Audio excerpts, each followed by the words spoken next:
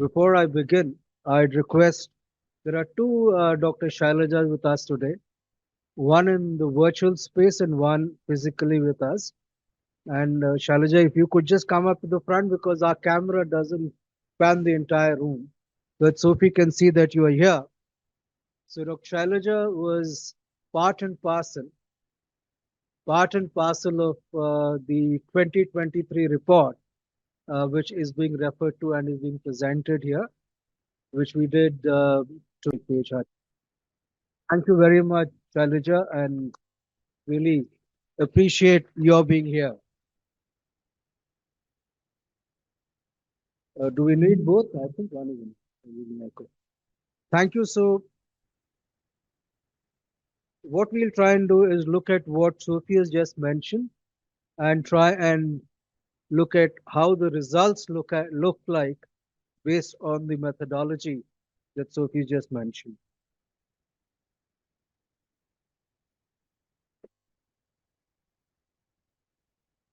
So, if you look at the data, what you find is that what you have is about 12 countries where the data was available through the demographic and health surveys. And for some of you who may not be aware of whether we do this in India, the NFHS, which you have heard about, is actually the DHS. And we have been doing that. But what we have here is the DHS where the Washington group or other functional set of questions have been asked. You're not looking at our NFHS because it does not have the functional set of questions that Sophie just referred to. The advantage here is that if you have a national representation, then you could look at differences across regions, and even in the same state, there could be a difference between different parts of the state. It also looks at what are the demographic determinants, and Sophie just referred to that as to why we look at that. We find that the prevalence rates of disability, when you're looking at the functional elements, differ by certain determinants, which include gender, which includes your place of residence, as well as your age, which is perhaps one of the biggest determinants of increasing prevalence. We also know that there are a number of challenges and barriers in terms of the access to education, to healthcare, to employment, to social participation, and other services which the rest of those who do not have a disability have.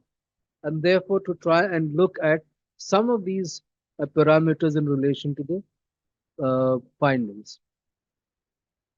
Obviously, like Sophie just mentioned, you need to monitor where the gaps are and then try and make a difference in trying to bridge those gaps so that we have a better access to the social services, the health services, and the developmental activities.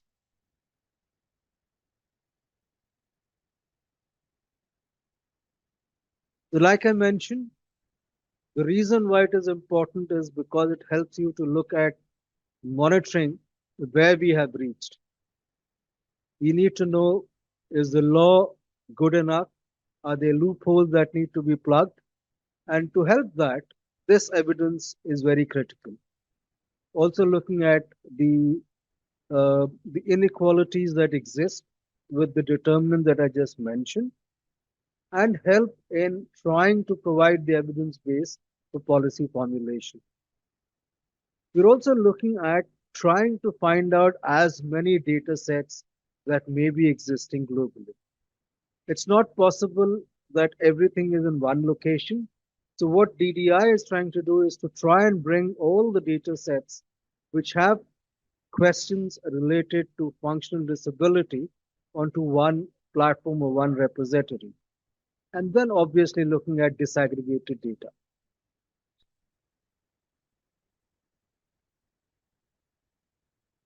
They are, as again emphasized by Sophie, people with disabilities are often invisible and they are generally ignored in most of the statistics. So you look at something like GDP, that covers up everything. But you look at per capita, again, there is no disaggregation, so it covers up everything. So whether you're looking at gross produce or you're looking at net produce, they don't get reflected in any of the statistics. There is a lot of heterogeneity in terms of the definitions across different ways of collecting data. And that is why you're looking at trying to standardize by using a common set, at least the short set of the Washington group, to try and make statistics comparable across the globe.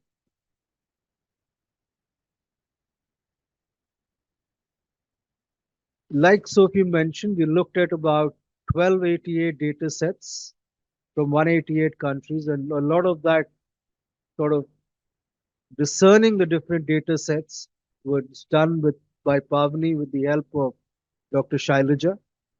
And we look at in those data sets, what are the data sets which have functional disabilities reflected?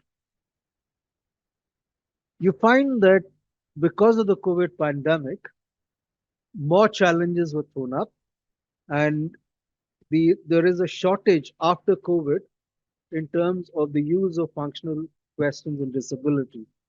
And as you're all well aware, many countries, including India, have not done their 2021 census even in 2024, right? So the data that could have otherwise been available is not yet available.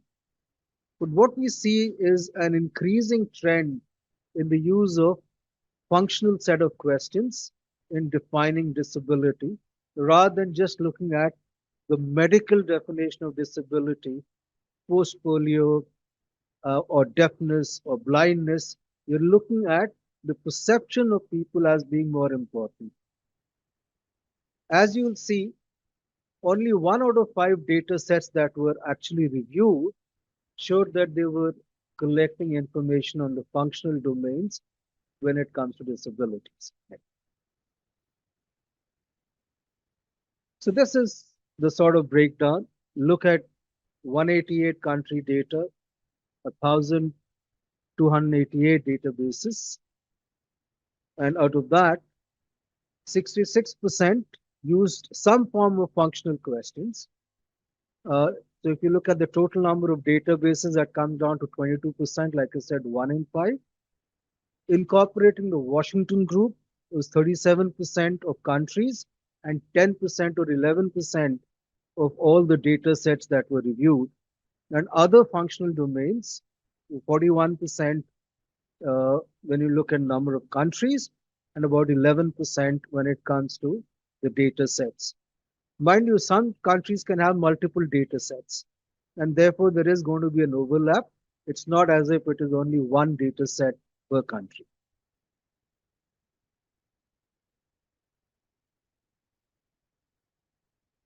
That trend that I was talking about and relate that to COVID.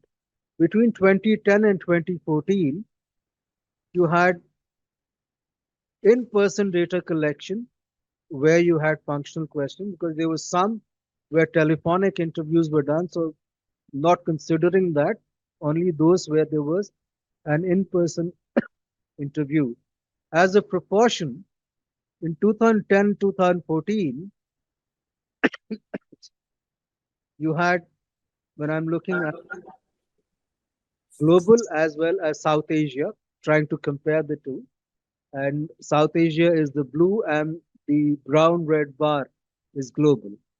So 2010, 2014, 9% data sets in South Asia and 13% globally used the Washington group short questions. In 2015, 2019, that 4 years just prior to COVID, it increased to 28 and 31%, comparable in South Asia to the rest of the world. But then, like I mentioned, post-COVID, there has been a drop in the use of the functional data set. And like I said, a lot of countries are still to do their censuses, which is a big lacuna.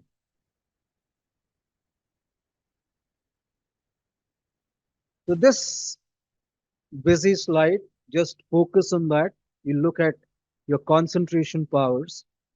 So 2010 to 2014, if you look at the bottom, if you look at the bottom is where the Washington group shots the blue shaded bar. Above that is other functional disabilities, and the red is where no functional disability questionnaires have been used. And you find that over a period of time, even post COVID, there is an increasing trend of using the Washington Group questionnaires. And I think this is critical for us because we also need to use these same sets when we are doing our NFHS next round, or at least in the census, in the NFHS, at least if not in the census. And if I look at some of these countries, we mentioned 12 countries where DHS data was collected and three countries where they were population based data. And if you look at the difference in terms of the proportion of adults reporting functional disabilities, you look at Nigeria where you have the blue bar, which is some difficulty, and the red uh, bar, which is looking at least a lot of difficulty. So it is when you say at least a lot of difficulty, it is a lot of difficulty or cannot do. So both of them are put together. And look at the differences. There are tremendous differences across the different countries. If you're looking at Africa, between countries in the same region, say East Africa, there are differences. Look at West Africa, there are differences.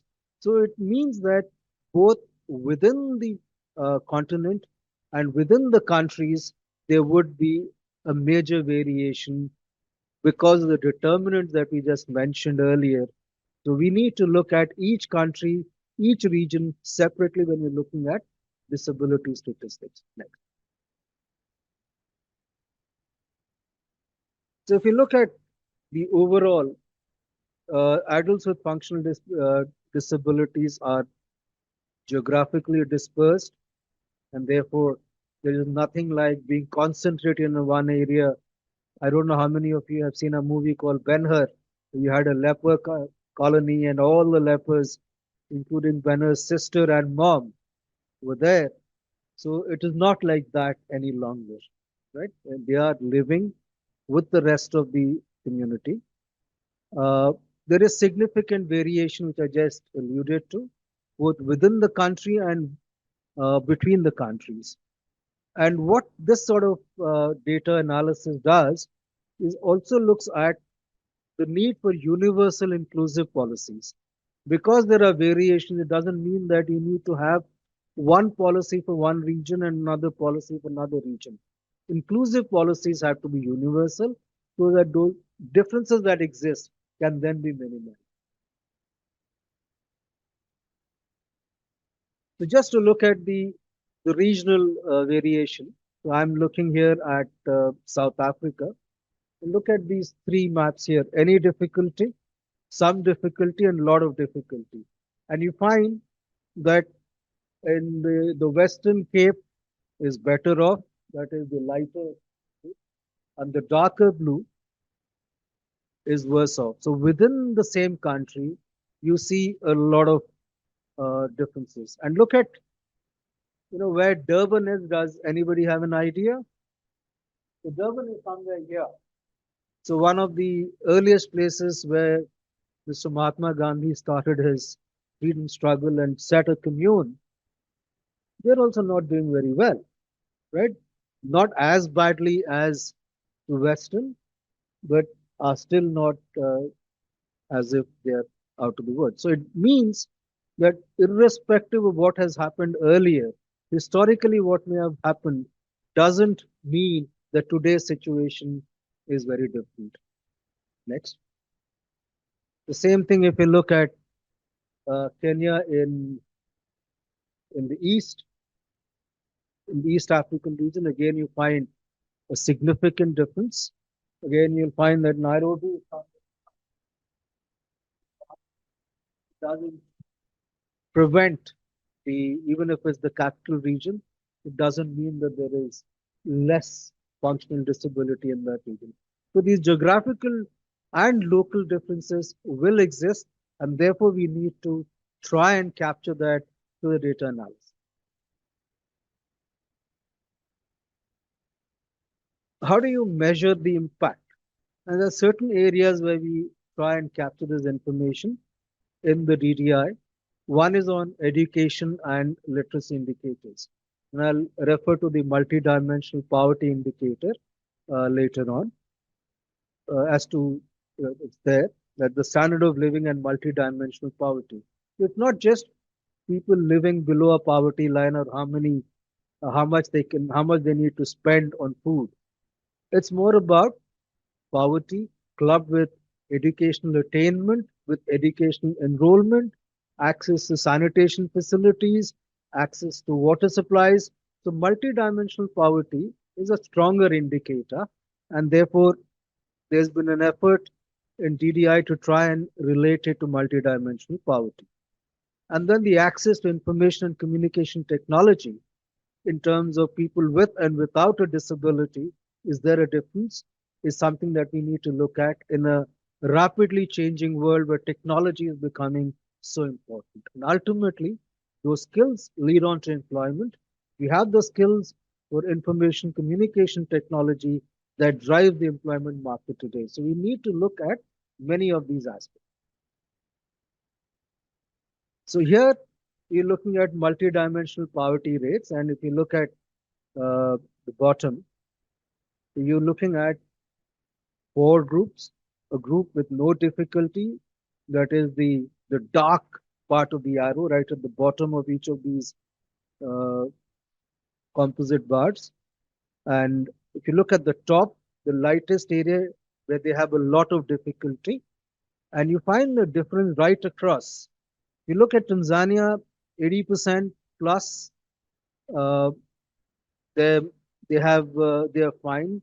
Their multidimensional poverty is lower. But when you look at those who have a lot of difficulty, it's nearly 100%. So even though a country as such may have multidimensional poverty, the disabled group have more compared to the rest of the community. So Tanzania is an example where the population as a whole can be classified as a population with multidimensional poverty. Even within that, there is a difference between people with and without a disability. And if you look at some of the countries where there is lesser, uh, look at Uruguay, when in the people without any difficulty, it's about 10%. The last bar, yeah, this one bar, so just about 10% do not have a disability, significantly higher amongst people with a disability. And therefore, what you find is whether it is a poor country or a richer country, the disabled are discriminated and are suffering when you look at functional disability scales. So here again, taking an example of Haiti, it's not Haiti which you just had. So this is a country called Haiti. And you find that when there is no difficulty, compared to some difficulty and a lot of difficulty, again, there are regional disparities. Therefore, trying to re-emphasize the point that regional local data is critical when you're looking at going local.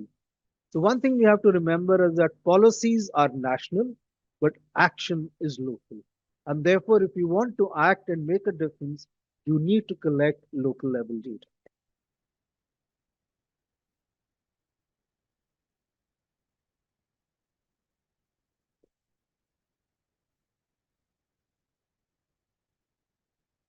So this is another example. You talked about multidimensional poverty. We are looking at school enrollment, ever attended school. This is not attainment. There's a difference between educational attainment and education enrollment. When you look at enrollment, again, just like multidimensional poverty, you find that people who have a higher prevalence of the inability to do an activity or are finding it very difficult to do an activity have a much higher or much lower enrollment rate compared to the general population.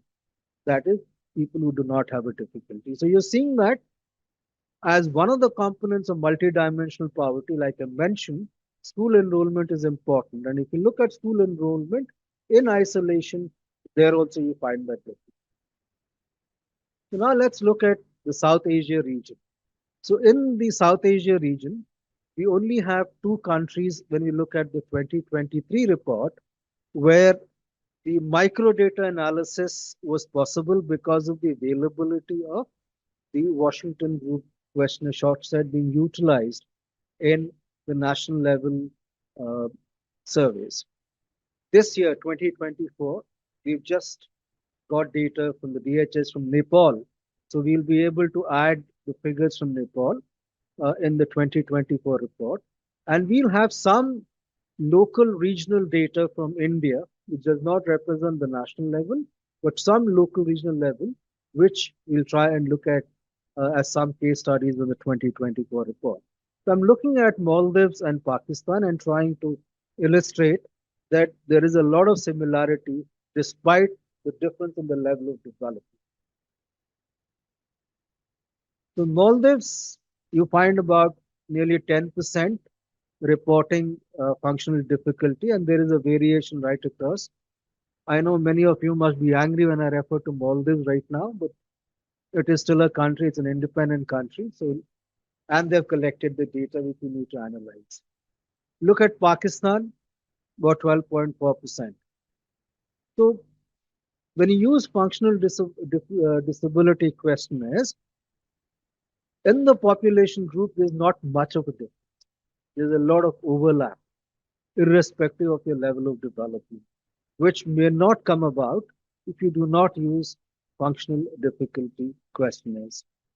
In both the countries, more likely people who had were unable to do an activity or had a lot of difficulty, they were likely to be poor, illiterate, unemployed, without access to healthcare and to assistive devices which would have helped them or rehabilitate them. So both countries, irrespective of their development statistics, there was a problem.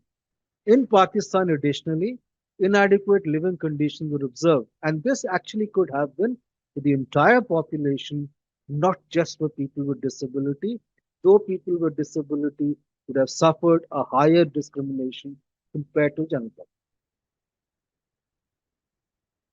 Right, so we are just comparing these two, Maldives and Pakistan.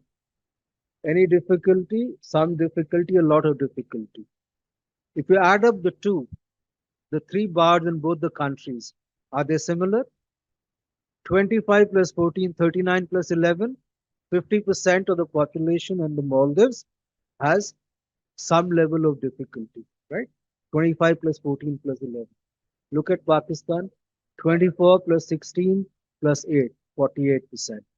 Any difference? Hardly any difference. So a lot of overlap.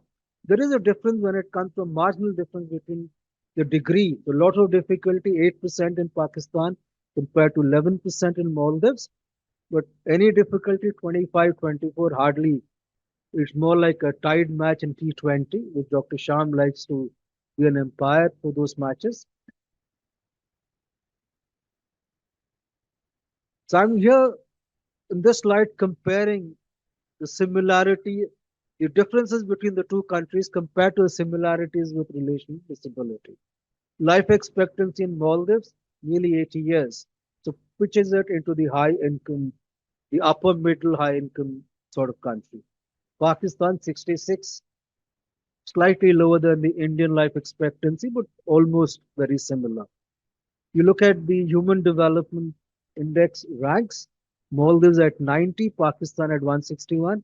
Where does India figure? Ask Google Mata while you are listening.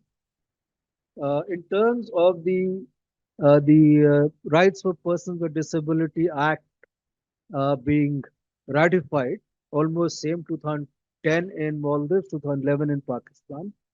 In Pakistan, there are no constitutional guarantees for people with disabilities, which is there in Maldives, upper middle and lower middle.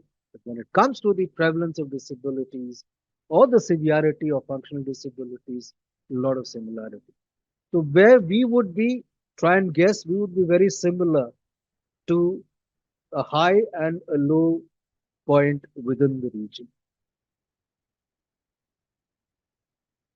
So if you look at reiterating what Sophie had mentioned earlier, the need for inclusive policies, programs, and practices and behavior, attitudes and behavior, as well as the active involvement of people with disabilities is critical if we have to make a difference.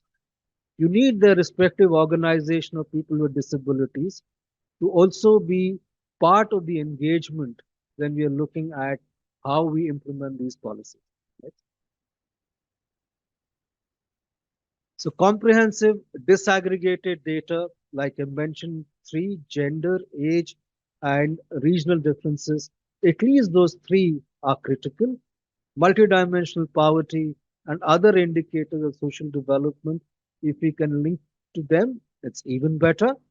Collaboration of all the stakeholders is critical, and the need to build national competencies and skills so that we are able to produce data sets which have disability disaggregated data, so it allows better comparisons between regions, between countries, so that we can make a difference.